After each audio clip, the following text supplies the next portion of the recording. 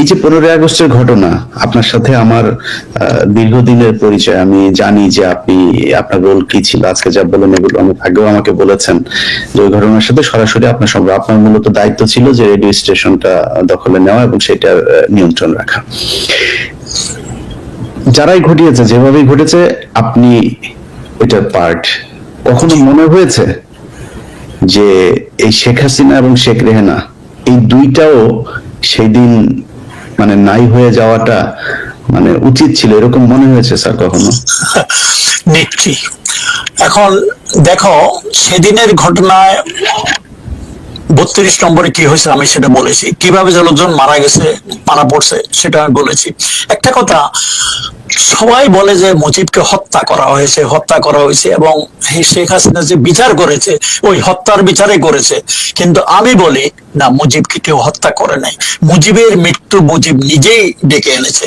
গত মুজিবের 44 মাসের রাজত্বকালে দেশে যে কি অনাচার অবিচার হয়েছে সেটারই পরিণতিতে মুজিবের এই পরিণতি হয়েছে এবং মুজিবকে যেতে হতো।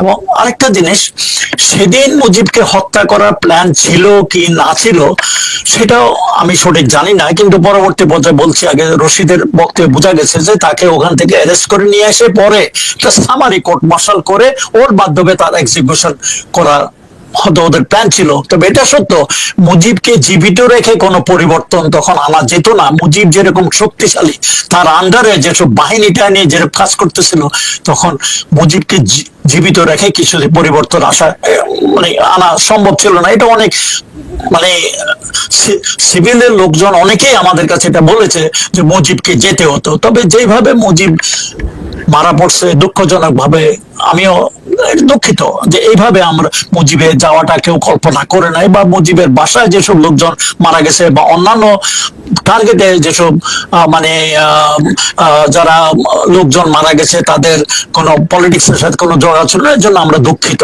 তবে হয় কি, এমন একটা বড় ঘটনায়, এমন একটা কুতে, যা একটা যুগ পরিবর্তনই একটা ঘটনায়, ঐতিহাসিক ঘটনায়, যে কিছু লোক মারা পড়া এটা অনাকাঙ্ক্ষিত কিছু না, এরকম হয় নাই। তবুও আমি বলবো যে দুনিয়ার যত কোর ইতিহাস যদি তুমি দেখো, তার সাথে অনেক বেশি হতাহত হয়েছে। সেই ক্ষেত্রে 22 জন লোকের মৃত্যু সেদিন বিরাট কিছু না। এটা একজন আমেরিকার একজন জজ সাহেব এই মতামত দিচ্ছে যে 15ই আগস্ট যে অসাধ্য সাধন করেছে দেশের জন্য, যে ভবিষ্যতে যে ডেমোক্রেসির প্রক্রিয়াটা মানে নিয়ে এসেছে, সেই তুলনায় 15 জন লোকের মৃত্যু কিছুই না। যেখানে বাংলাদেশে প্রতিনিয়ত লোক বিভিন্ন কারণে পলিটিক্সে খুন খারাপি হচ্ছেই যাচ্ছে।